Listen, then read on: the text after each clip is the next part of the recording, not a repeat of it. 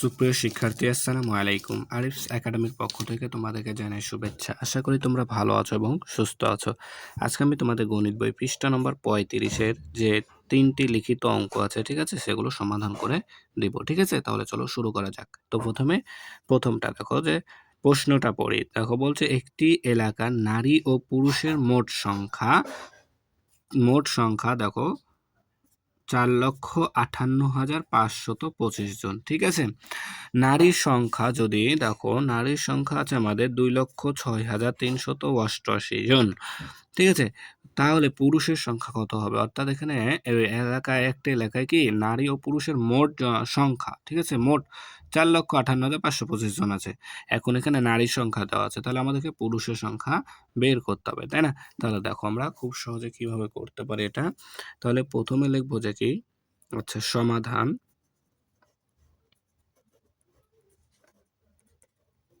সমাধান নারী ও, ঠিক আছে, নারী ও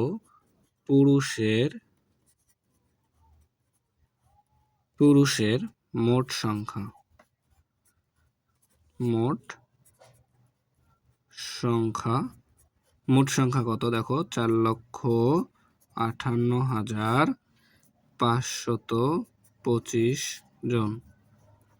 হ্যাঁ, এখন দেখো নারীর সংখ্যা এখানে দেওয়া আছে, তাহলে আমরা এখান থেকে যদি নারীর সংখ্যাটা বিয়োগ করে দিই, তাহলে তো আমরা পুরুষের সংখ্যাটা খুব সহজে পেয়ে যাচ্ছি, তাই না? তাহলে লিখবো যে নারীর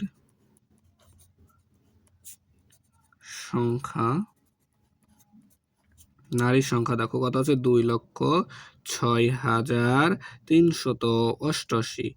2,06,388 জন, তাই না? তাহলে এটা যদি বিয়োগ করে দিই, তাহলে কিন্তু আমরা পুরুষের সংখ্যা পেয়ে যাব।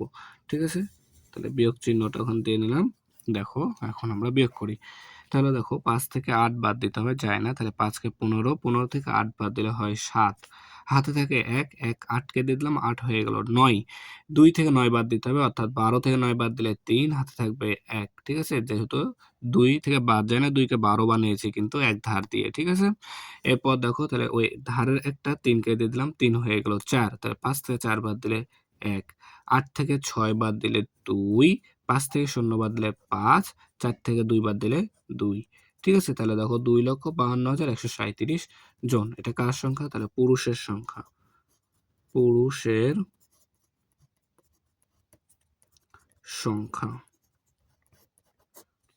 সংখ্যা 2,52,137 জন। ঠিক আছে, তাহলে এখন আমরা লিখবো এখানে উত্তর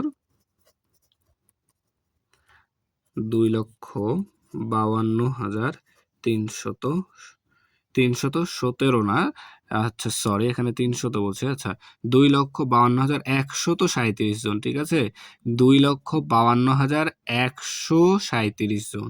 ঠিক আছে, আমি ভুল করে 300 বলেছি। ঠিক আছে, তাহলে 2,52,137 জন, তাই না? 137 জন, 2,52,137 জন। তাহলে দেখো খুব সহজ কিন্তু।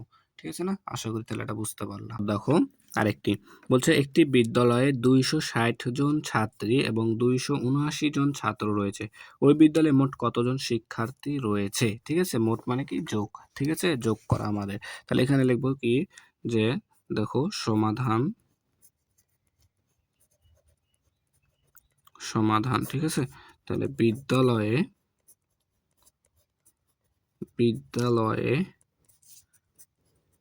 প্রথমে ছাত্রী, না, তাহলে বিদ্যালয়ে ছাত্রী আছে দেখো 260 জন, তাই না? এখন ছাত্র আছে আমাদের 279 জন। তাহলে লিখবো যে বিদ্যালয়ে ছাত্র আছে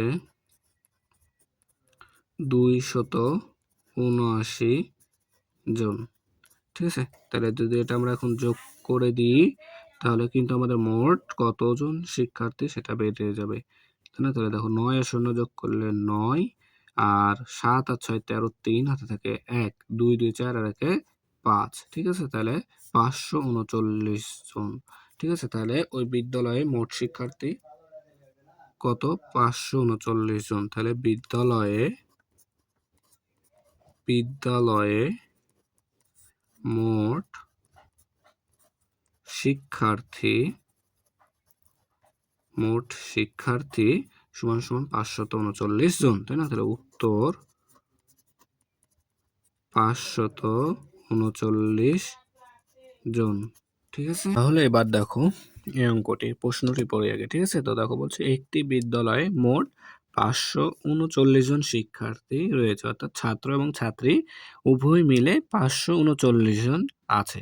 ঠিক আছে, যার মধ্যে ছাত্রী আছে দেখো 260 জন। ঠিক আছে, ছাত্রী আছে 260 জন। তাহলে ওই বিদ্যালয়ে কতজন ছাত্র রয়েছে? ঠিক আছে, তাহলে দেখো আমরা এটা কিভাবে সমাধান করব। তো প্রথমে আমাদেরকে লিখতে হবে যে কি, দেখো তাহলে শিক্ষার্থী, তাহলে বিদ্যালয়ে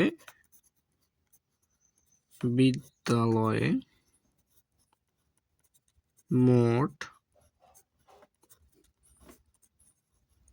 শিক্ষার্থী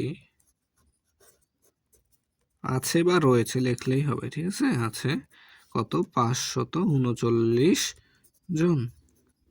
এর মধ্যে ছাত্রী আছে 260 জন। তাহলে বিদ্যালয়ে ছাত্রী আছে সমান সমান 260 জন, তাই না?